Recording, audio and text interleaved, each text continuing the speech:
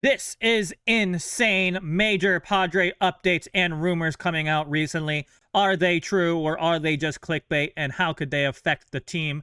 Let's talk about it. Hi, welcome back to another episode of Padres Digest with your host, Andrew. Today, like I said, a lot of rumors, a lot of updates I got to give. So we'll try to make this video not super long, but we got a lot to talk about today. So let's start with some 100% great news. San Diego has officially won their first trophy. Just not in baseball, but kind of. First important news from the GM meetings here in Vegas. The Padres won the inaugural front office pickleball tournament last night. They beat the Dodgers to take home the hardware. Hang the banner. We've made it. Everything has been achieved. The dreams have been achieved. Everything. Also, please apply if you'd like. We finally won something, and we finally beat the Dodgers. Just give you guys a little round of applause. Pat yourself on the back. We finally done it. Hang the banner. Okay, I'm sorry. Andrew, report the real news. This is why no one watches you. I'm sorry. Continuing. More news. This is something we kind of already covered, but Tatsuya Imai has been officially posted. And according to this article, which was in Japanese, so you know it's legit, Padres are moving to acquire Tatsuya Imai. Padres fully prepared to acquire, GM explains. I have the quote from the article. This is from Akihiro. I'm so sorry. Ueno? Something like that. GM Preller visited Japan this season to observe Imai's pitching. He has a great arm, great athleticism, and can maintain his velocity. His control is also improving. His continued growth demonstrates his diligence and adaptability. He said this offseason, King and Cease became free agents, and Darvish will miss the entire season due to surgery. The Padres starting pitching is a key area for improvement. The Cebu Lions announced on the 10th in Japan time that they would approve Imai's use of the posting system. I can't read, sorry.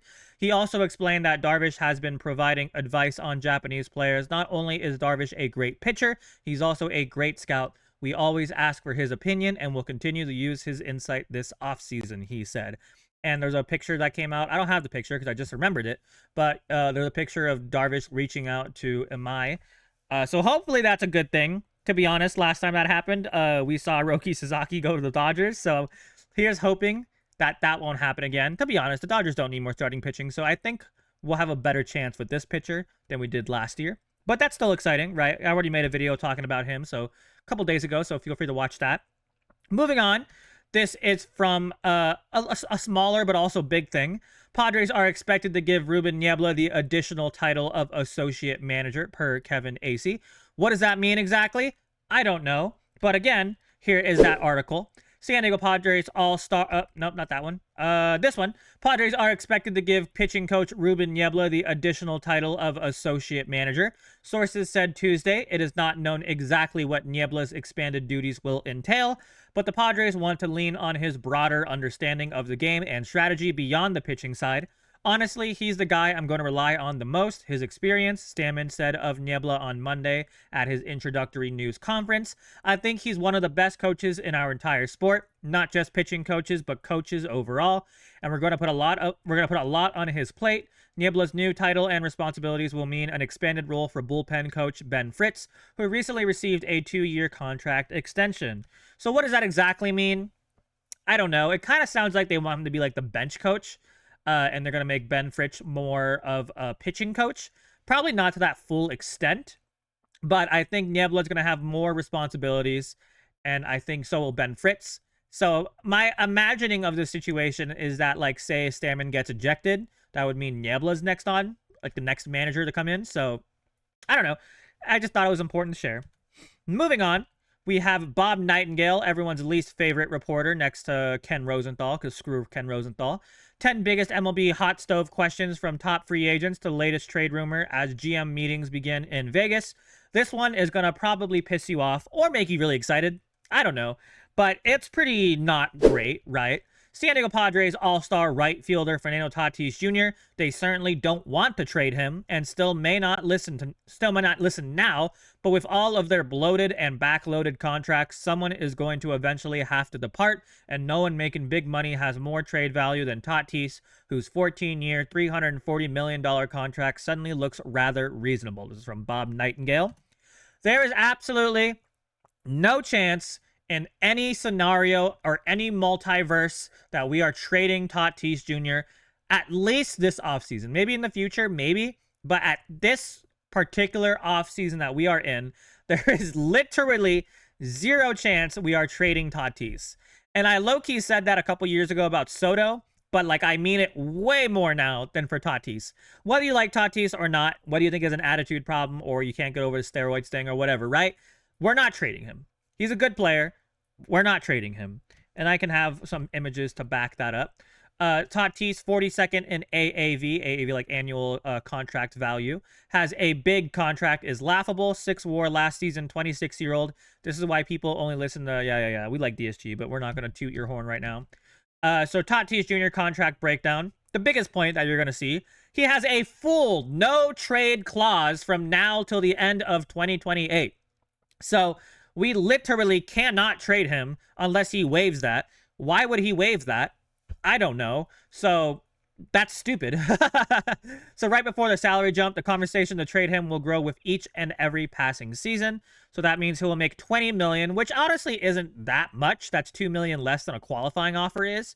So he's still relatively, for the kind of player we're getting, a good contract for right now. When he starts making 36 in 2034, honestly, it probably still will be a good contract because contracts are probably only going to go up every single year in annual value. So he's actually has a pretty good contract in all things considered, but we can't trade him until after 2028. And I still don't think we should trade him. He's like, what, 26, 27 years old? So if you think trading him is a good idea, let me know in the comments section. You're wrong, but let me know in the comments section. But then moving on to more news. Notes from the GM meetings, Pirates, blah, blah, blah, blah, blah. But the one that's interesting, Padres interested in retaining Luis Arraez. Interesting, right? If you saw the me and Christian duo video, we both agreed that I wouldn't mind bringing back Arraez, but it has to be for less than $10 million or a good price, right? So obviously we have some opinions and reactions from that. Padres desperately need power production from first base DH. Signing Arraez is doing the opposite of actually fixing your issue. Padres have interest in retaining free agent Arraez. Luis is a good guy. I agree with that. But for all the hype, he is league average as his OPS plus is at 103, 100 being average. So he is 3% better than the average player in OPS plus, which is on base plus slugging. Oh, and he doesn't run or field well. We can do much better. And I agree with that. That being said, OPS isn't really the best stat for Arraez. I know we're arguing about getting more slug at first base, but when you have a player who his whole like weapons, like his whole like thing is getting contact, because his I forgot to speak. My bad. His on-base percentage is always tied to his average because he doesn't walk that much.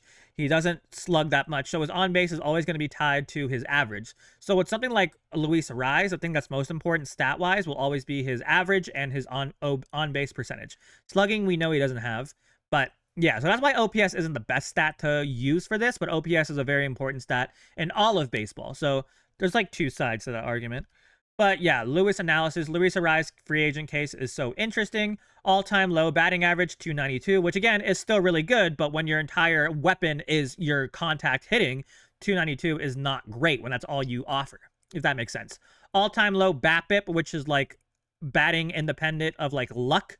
So it's a luck-based thing. Not really luck-based thing. Hold on, let me remember the exact wordage of it. Okay, my bad. I just want to make sure I'm clear. Batting average on balls in play. So it doesn't include like strikeouts, walks, home runs, only balls that are hit into play. So the higher it is, that also means probably that you're more lucky. But right now, his all-time low at BABIP at 289 is not good, right? Slowest bat speed in baseball, 3.1% strikeout rate, which is actually higher than I think it was higher than what it normally is. Obviously, 3% of the time striking out is unheard of in today's baseball society, but still, it is higher than what it used to be. Chase is up to 34.1%, so he's chasing more, and then more stuff that I don't really want to get into. But very poor defender. I don't think he's a poor defender. I don't think he's a very poor defender. I don't think he's great, but I wouldn't call him very poor. Regressed or bad luck. Notably, a 32.8% scent percentage is a career low. What is scent percentage? I forgot. Give me a second. Okay, I can't find anything on it, so it might be a typo. I don't know. But if you know what it is, feel free to yell at me. And by yell at me, I mean tell me very nicely. But let's recap what's going on, right? So we're good at pickleball. We're pushing to acquire Imai. Bob Nightingale's an idiot. We're not trading Tatis. And we want to get Luis Arraez back. Like I said in the video, and me and Christian agree on, if it's less than 10 million, it's a good enough contract, sure, come back. But it doesn't fix our overall problem that we need slug.